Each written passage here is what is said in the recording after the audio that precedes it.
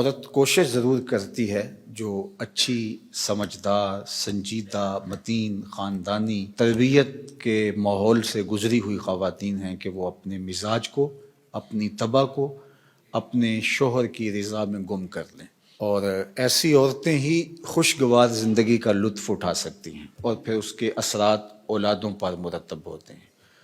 اور مرد کے حقوق کو بیان کرنے کے لیے اللہ کے محبوب علیہ السلام نے جو تمثیل بیان فرمائی ہے اور جو پیرایہ گفتگو حضور نے اختیار فرمایا ہے، اس سے بہتر ہو ہی نہیں سکتا۔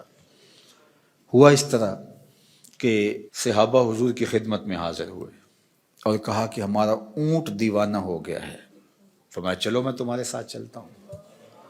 صحابہ کہتے ہیں ہم ڈرے، کیونکہ اونٹ جب دیوانہ ہو جائے تو پھر اس کو سنبھالنا آسان نہیں ہوتا اور وہ سخت حملہ آور ہوتا ہے۔ تو خیر حضور تشریف لے گئے، ہم بھی حضور کے ساتھ تھے۔ جو ہی دروازہ کھولا تو اونٹ دوسرے کنارے پر تھا، دوڑتا ہوا آیا۔ تو حضور کی زندگی کتنی قیمتی ہے، تو صحابہ کے سینوں میں دل تھر تھر کانپنے لگے، لرزہ بر اندام تھے کہ جانور ہے نقصان نہ پہنچا دے۔ تو کہتے ہیں وہ جب قریب آیا تو حضور کے قدموں میں سر رکھ دیا، اللہ اکبر، اور سجدہ ریز ہو گیا۔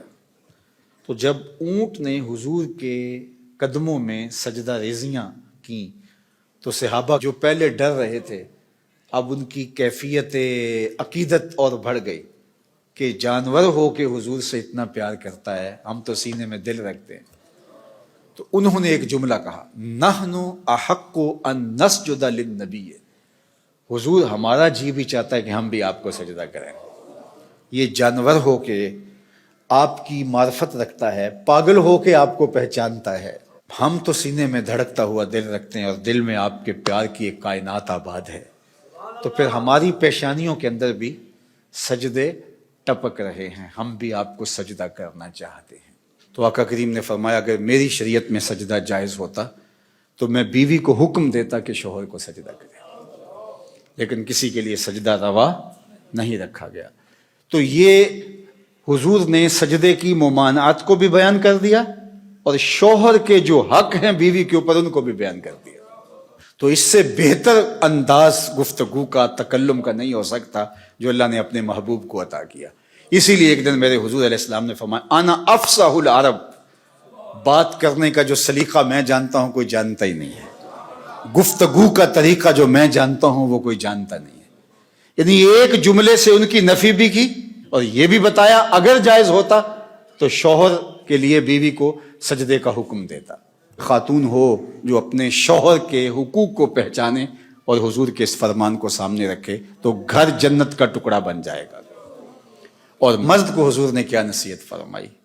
مرد کو کہا کہ عورت کی اگر کچھ باتیں تجھے ناپسند ہوں تو اس بات کو دیکھو جو تمہیں پسند ہو، اللہ اکبر۔ اور میں کہا کرتا ہوں نکاح کے بعد یا تو شوہر اپنا گھر چھوڑ کے خاتون کے ساتھ چلا جائے یا خاتون گھر چھوڑ کے شوہر کے ساتھ آئے، دونوں میں سے ایک تو ہوگا، لیکن یہ قربانی مرد نہیں دیتا، یہ عورت دیتی ہے۔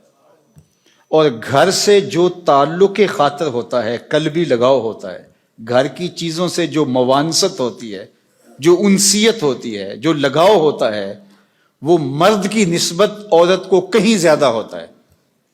گھر اس کے لیے ایک عقیدت گاہ ہوتا ہے، لیکن اس بسے ہوئے گھر کو، آسودہ گھر کو کون چھوڑتی ہے؟